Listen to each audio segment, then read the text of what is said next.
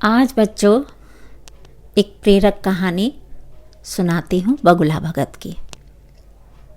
एक बहुत बड़ा तालाब था जिस पर विभिन्न प्रकार के जीव जंतु रहते थे।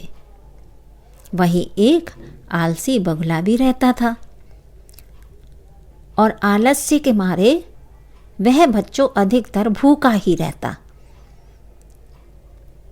एक दिन उसे एक उपाय सूझा जिससे उसे किसी प्रकार का कोई काम न करना पड़े, क्योंकि वो तो आलसी था ना। तो वह तालाब के किनारे खड़ा हो गया और लगा आंखों से आंसू बहाने। वहीं से एक केकड़ा निकल रहा था। उस केकड़े ने उसे देखा और पूछा कि मामा क्या बात है, भोजन के लिए मछलियों का शिकार करने की बजाय आप खड़े आंसू बहा रहे हो।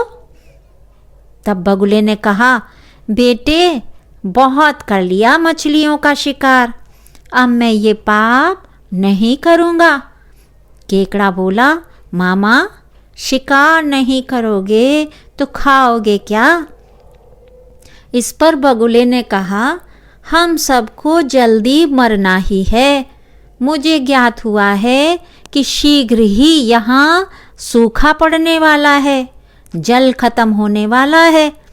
बगुले ने केकड़े को बताया कि ये बात उसे त्रिकालदर्शी महात्मा ने बताई है और जिसकी भविष्यवाणी कभी गलत नहीं होती।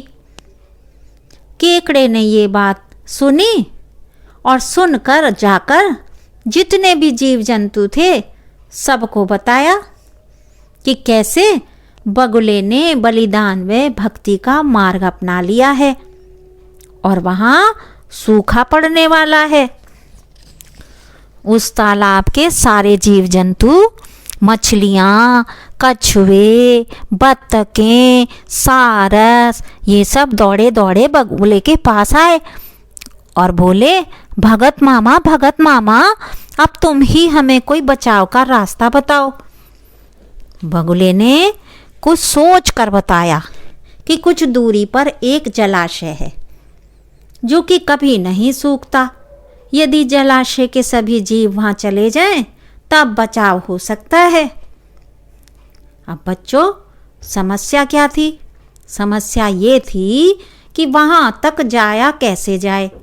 बगुले ने कहा, मैं तुम्हें एक एक करके अपनी पीठ पर बिठाकर वहाँ पहुँचा दूँगा, क्योंकि अब मेरा सारा शेष जीवन दूसरों की सेवा करने में ही गुजरेगा। सभी जीव गदगद होकर, खुश होकर बगला भगत जी की जय, बगुला भगत जी की जय नारे लगाने लगे और खूब नारे लगाए उन्होंने।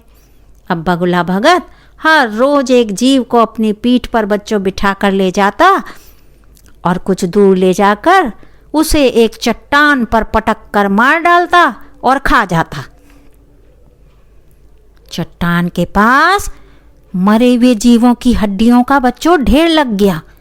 बहुत दिनों तक यही सब क्रम चलता रहा।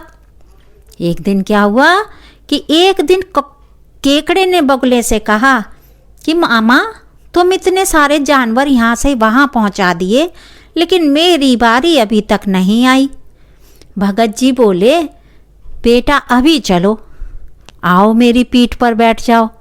केकड़ा खुश होकर बच्चों बगुले की पीठ पर बैठ गया। जब वह चट्टान के निकट पहुंचा तो वह हड्डियों का पहाड़ देखकर केकड़े का माथा ठनका और वह हकलाकर पूछा, ये हड्डियों का ढेर कैसा है मामा? वह जलाशय कितनी दूर है मामा? बगला भगत क्या बोला? बोला कि मूर्ख, वहाँ कोई जलाशय नहीं है। मैं एक एक को पीठ पर बिठाकर यहाँ लाकर खाता हूँ। आज तेरा नंबर है, आज तू मरेगा।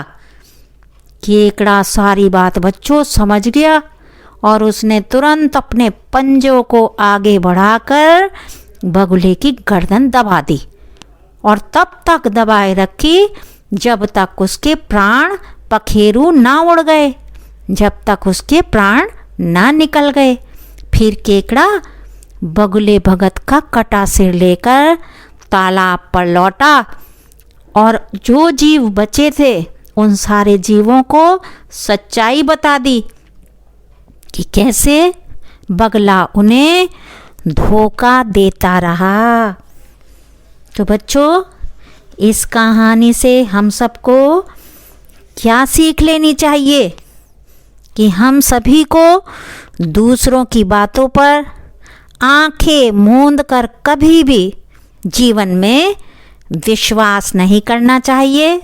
हमेशा सोच समझकर निर्णय लें और सोच समझकर कार्य करें। कमेंट कर बताइएगा कि आपको ये सब प्रेरक कहानियाँ कैसी लग रही हैं। मैं एक बार फिर एक और नई कहानी के साथ आपसे मिलती हूँ। तब तक के लिए नमस्ते, आदाब, शब बखैर, सत श्री अकाल, गुड बाय।